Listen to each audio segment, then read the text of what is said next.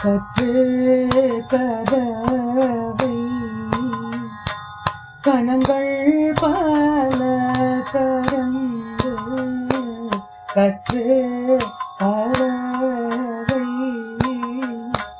கணங்கள் பல கரந்து செற்றார் திரளிய சென்று செது செய்யும் குற்றம் இல்லாத கோவலதோ போர் கொடிய குற்றம் இல்லாத கோவலதோ போர் கொடிய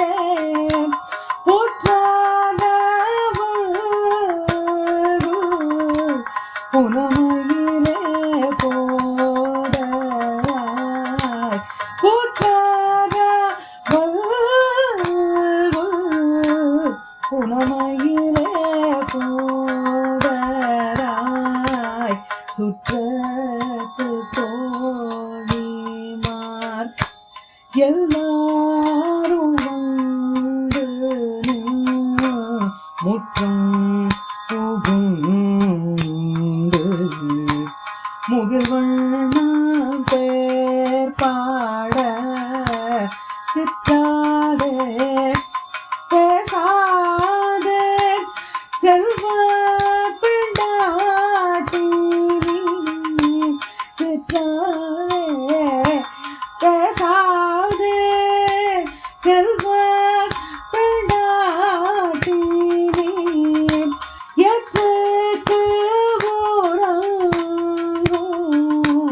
பொருளோரும் பாவாய் ஏற்றுக்கு பொருளோரும் பாவாய்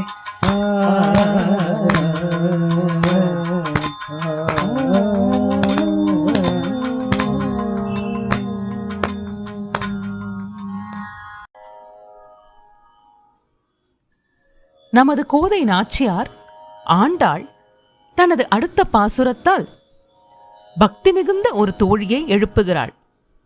இந்த தோழி பக்தி மிகுந்தவள் மட்டுமல்ல, கண்ணனுக்கும் ஆண்டாளுக்கும் செல்லமானவள், செல்வப் பெண்ணானவள்.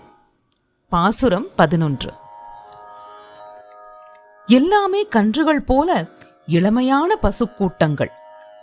அப்படிப்பட்ட பசுக்கூட்டங்கள் பலவற்றை கறப்பதில் ஈடுபட்டுள்ளவர்களும் பகைவர்கள் வந்துவிட்டால் அவர்கள் இருக்கும் இடத்திற்கே சென்று அவர்களது திறமை அழியும்படி போர் புரியவல்ல குற்றமற்ற போர் வீரர்களை பெற்ற ஆயர்குலத்தில் இருந்து வந்த பொன்கொடி போன்றவளே.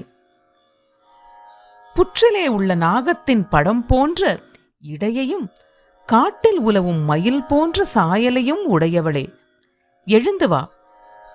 நமது ஆயர்குடி பெண்கள் எல்லோரும் இங்கு வந்து உன் வீட்டு முற்றத்திலே கூடி மேக நிறத்தனான கண்ணனது திருப்பெயர்களை கூறி பாடி மகிழ்கிறோம். நீயோ அசையவும் இல்லை, வாய் திறந்து பேசவும் இல்லை.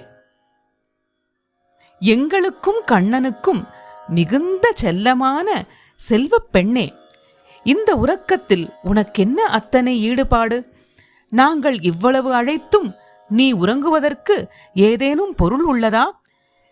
எழுந்து வா, நாம் இந்த நோன்பை செய்யலாம் என்று தனது தோழியை அழைக்கிறாள் ஆண்டாள்.